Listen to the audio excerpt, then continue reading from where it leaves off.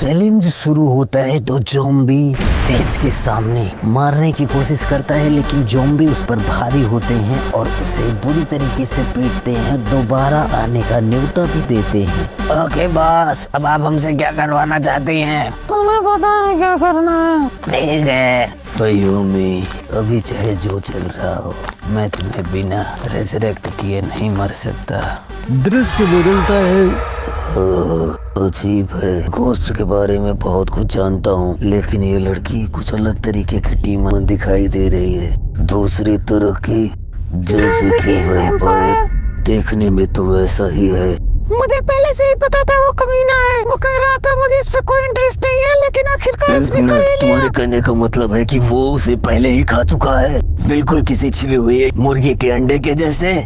किसी नतीजे पर पहुंचने से पहले मेरी पूरी बात तो खत्म होने दो।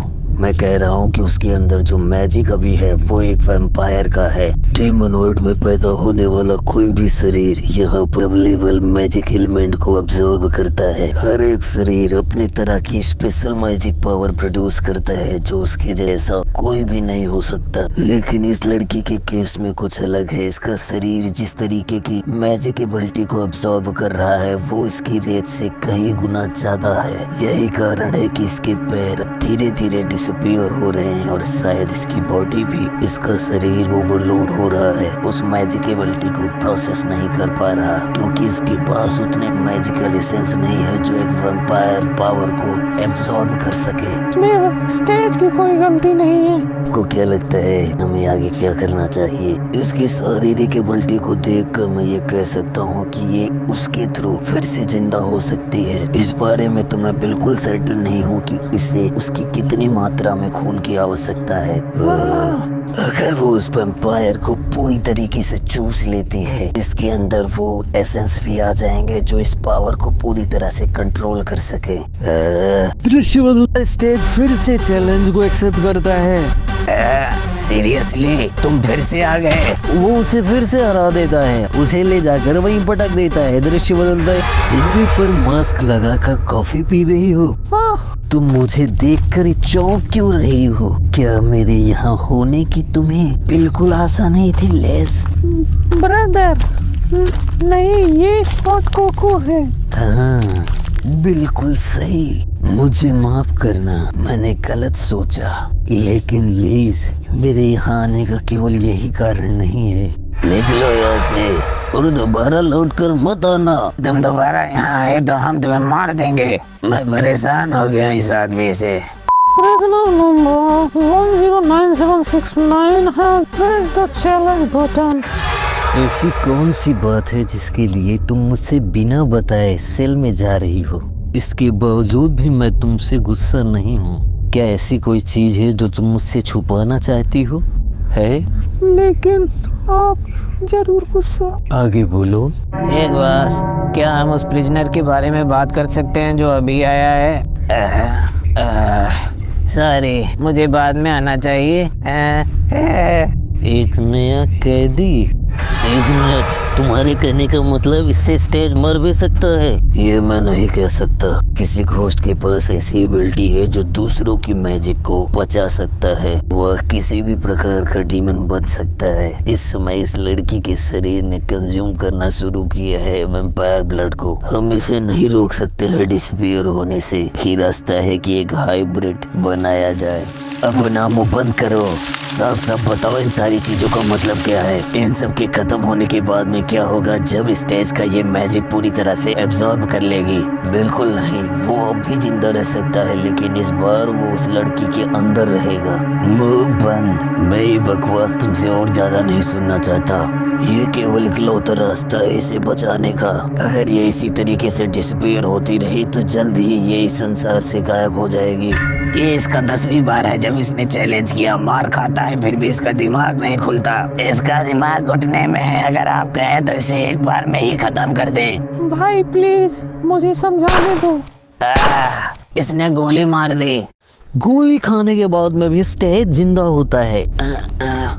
भाई तुम बिल्कुल सही हो। ये बुलेट तुम्हें रिकवर करने में मदद करेगी। मेरे सीने पर छेद करने के बाद परेशान मत हो, वैम्पायर ब्लड होने के कारण ये जल्दी ही भर जाएगा। एक मिनट, वैम्पायर ब्लड और क्या उसने अभी भाई कहा? बस ये सब क्या चल रहा है? आपने बताया क्यों नहीं कि वो तुम्हारा भाई है? मैंने तुम्हें बहुत मिस किया छोटे भाई। हाँ, लेकिन काश मैं तुम्हारे लिए भी यही कह सकता। ये किताब कैसी है?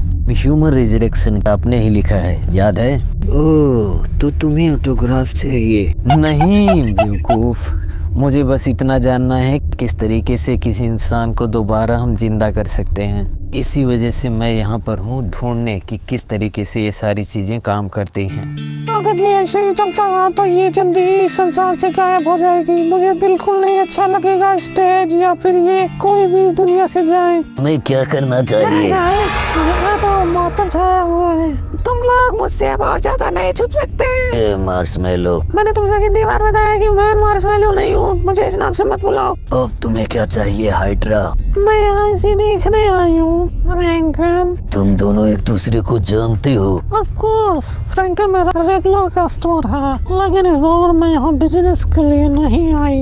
मैं यहाँ आई क्योंकि मुझे लगा हम इस मेलन को दोबारा नहीं देख पाऊंगी। फ्रैंकन, तुम ईमानदारी से लोगों को सारी बात क्यों नहीं बताते? एक और रास्ता है फायोमी को बचाने का। जो है ये क्या कर रहे हो? उठने की कोशिश बिल्कुल मत करना। तुम जानते हो मुझे झूठ बिल्कुल पसंद नहीं। तुम नहीं चाहते कि मैं तुम्हें मार दूं, तो सच बताना शुरू करो।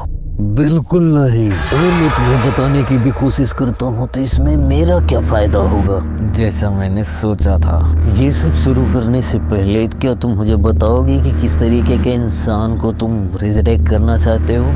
एक औरत? ये जानने की जरूरत नहीं है। इसका मतलब एक औरत है, वर्जिन। चुप हो जाओ, तो तुम्हारा कोई मतलब नहीं होना चाहिए। अगर मैं तुम्हें बता भी दूं तो क्या इससे तुम्हारा दिमाग बदल जाएगा? हो सकता है। लेकिन क्यों? लीज उन दोनों को देखती है तो उन्हें सरप्राइज होता है क्योंकि बड़ा भाई उनका कभी भी इस तरीके से बिहेव नहीं करता। लीज उन दोनों ज़ॉम्बीज को पूरी तरीके से खत्म कर देती है। क्या हुआ लीज? तुमने इन ज़ॉम्बीज को इस तरीके से क्यों जला दिया? स्टेज ऐसा नहीं कर सकता। ये तो उन कमजोर ज़ॉम्बी से लड़ाई में 10 बार हार चुका है, लेकिन मैं उन्हें आसानी से मार सकती हूँ। मैं तुम्हारी बात से सहमत नहीं हूँ। स्टेज भी एक नोबल डीमन है, आखिर ये हम दोनों से कमजोर है।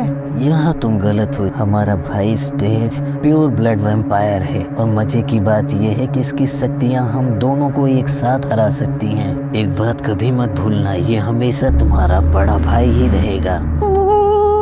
नहीं, केवल मैं ये इकलौती हूँ जो आपके लिए काम की है। मैं उससे बेहतर हूँ हर एक कसौटी पर। मुझे माफ करना छोटी बहन, लेकिन तुम गलती कर रही हो।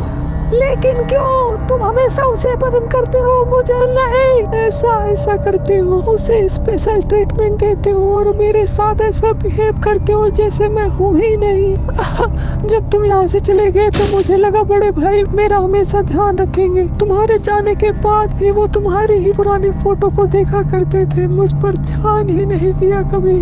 वो कभी मेरे पास नहीं आते देखने के लिए कि मैं जिंदा भी हूँ या नहीं। ये बिल्कुल सच नहीं है लीज, मैं तुम्हारी भी परवाह करता हूँ। झूठ बोलना बंद करो। आपको तो ये भी याद नहीं है कि मुझे कॉफी नहीं पसंद है। मैंने अपनी इस गलती के लिए तुमसे पहले ही माफी मांगी है। तुम थोड़े से बदल गए हो, पहले की तरह अब ऑर्डर नहीं देते और ना ही मुझे यहाँ से फेंक रहे हो अपनी अथॉरिटी का इस्तेमाल करके। तुम सच में एक पत्थर दिल इंसान हो। तुम कभी नहीं समझ सकते कि मैं क्या सोच रही हूँ। यही बात मैं तुम्हारे लिए भी कह सकता हूँ कि मैं क्या महसूस कर रहा हूँ तुम नहीं समझ सकती। तुम ये सारी चीजें अपने भाई के लिए कर रही हो, लेकिन मेरा कुछ अलग कारण है। और पता है वो क्या है? हम दोनों की समस्याओं का केवल एक निदान है, जो तुम्हारे पीछे आदमी बैठा है।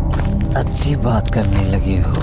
मैं तुम्हें सिखाऊंगा किस तरीके से किसी ह्यूमन को रिजरेक्ट किया जा सकता है, अगर तुम मेरे लिए एक काम करोगे। तुमने मुझे सुनाई नहीं दिया।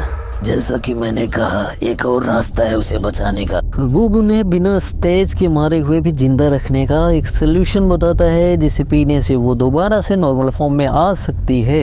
क्या तुम्हारे कहने का मतलब है कि हमारे यहाँ एक नई ब्रीड आ गई है जो डीमन को भी खत्म कर रही है?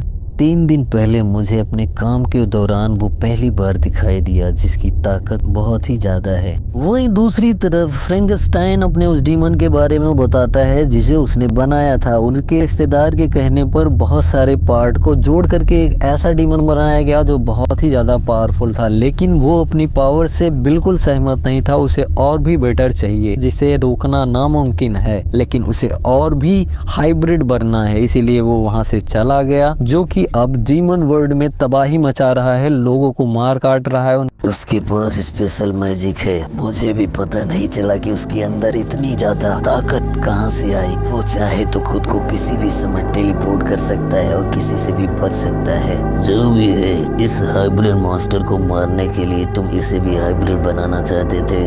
मैन, तुम इतने बड़े बेवकूफ हो, मुझे पता नहीं था। तुम्हारे कहने का मतलब क्या है? इस एरिया का बॉस मैं हूँ। अगर मेरे साम्राज्य में कुछ भी होता है तो उसका जिम्मेवार मैं हूँ और मैं उसे जड़ से मिटा दूंगा कि मैं ऐसा ही करता हूँ। पागल मत बनो, तुम्हें बिल्कुल पता नहीं है वो कितना ताकतवर है। एग्जैक्टली, मैं भी इसी तरीके के इंसान की तलाश कर रहा था जो मुझे टक्कर दे सके। चलो ठीक है, फिर हम एक डील करते हैं। तुम फायुमी को बचाओगे, मैं तुम्हारे लिए उस मॉन्स्टर को मारूंगा।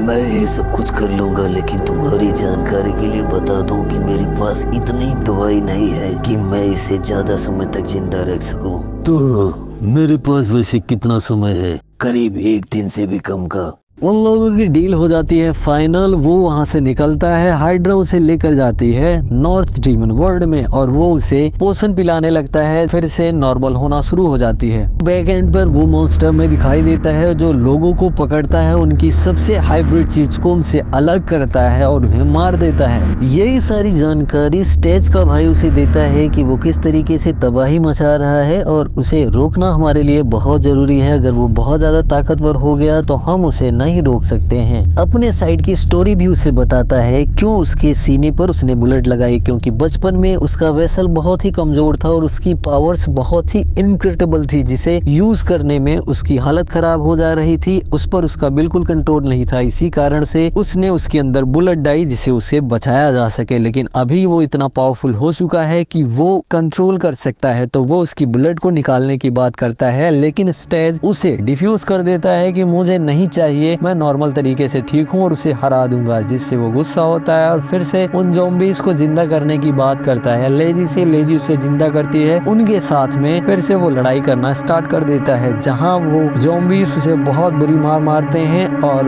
लगभग अधमरा कर देते हैं। जैसे ही वो अपने भाई के पास जाता है, वो बुलेट को कंट्रोल कर सकता है और बुलेट को निकाल देता है और उससे कहता है अब तुम बिल्कुल ठीक हो।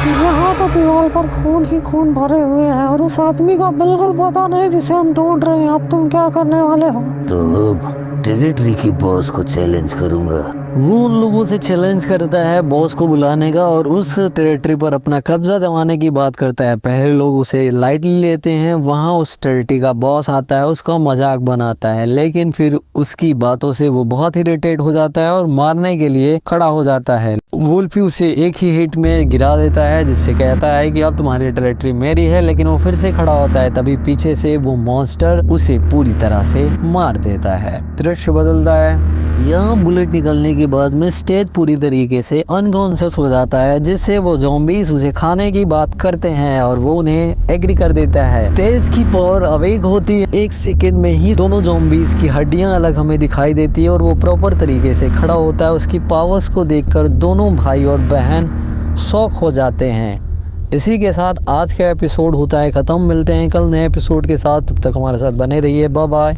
सी यू।